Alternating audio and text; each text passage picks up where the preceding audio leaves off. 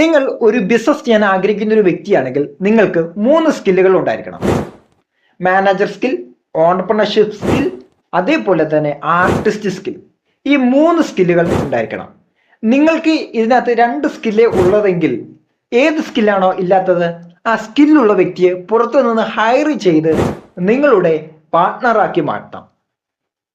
ഇനി മാനേജർ സ്കില്ലുള്ള വ്യക്തിയെ സംബന്ധിച്ചിടത്തോളം ബിസിനസിനെ മുന്നോട്ട് നയിക്കാനുള്ള കഴിവാണ്, ബിസിനസിനെ റൺ ചെയ്യാനുള്ള കഴിവാണ്.